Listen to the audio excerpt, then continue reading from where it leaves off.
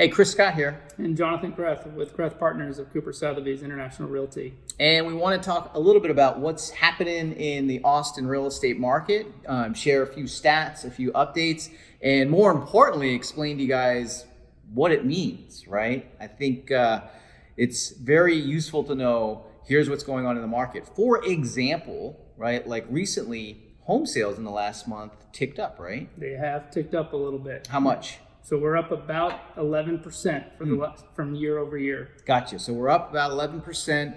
What does that mean? If home sales are increasing, what does that mean to me as a buyer or a seller? So here in Austin, we're still seeing a good amount of buyers come into the marketplace, which then means our inventory is remaining pretty low. Gotcha. So right now, inventory is at 2.7 months. Now, I know that's a confusing number.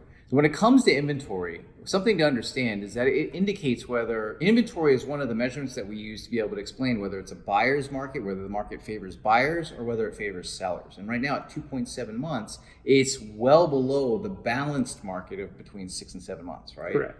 So that means there's just not that many homes available for sale.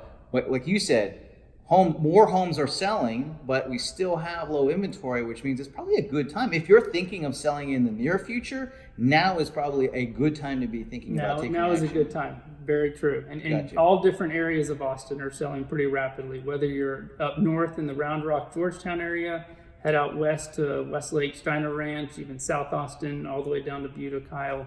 Everything's moving along at a pretty good clip. Yeah, in fact, the average days on market is hovering right around 47 days or something right like that. So we're basically a month and a half. To be able to have that home on the market and still getting those prices that the market's asking for because of the limited inventory, right? So it really is an ideal situation for selling.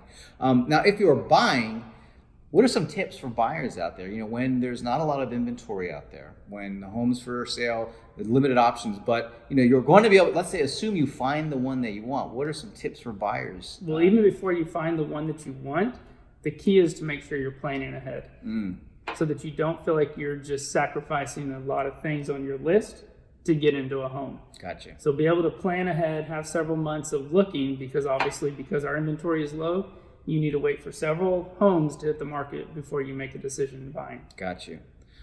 I have a question, and it's one of those questions that I hear people may be worried about or wondering about is this, I think you're going to say, are we at a peak?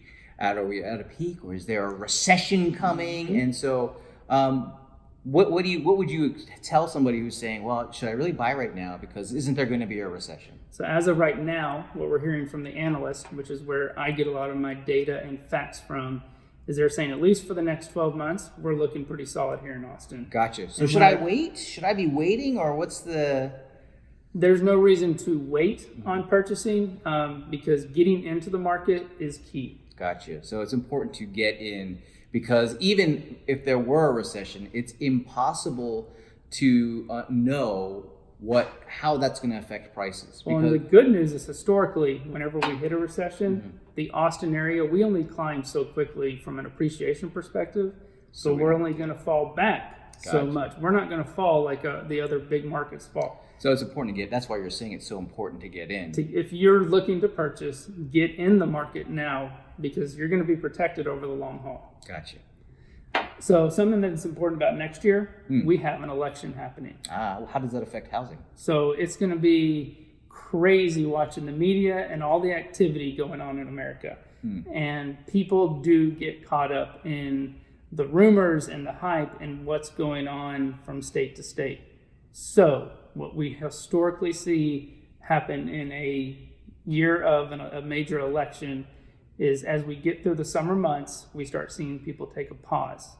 Now, that doesn't mean that they're not going to purchase, but they're going to pause because they want to see what's going to actually happen at election time. The craziest thing that happens, though, is 2 or 3 weeks after the election ends, everyone's back in the market moving along and saying, well, nothing major changed. Let's keep because on going. It has no major effect. It's a mental thing that buyers and sellers go through, and it creates an emotional process that they have to deal with.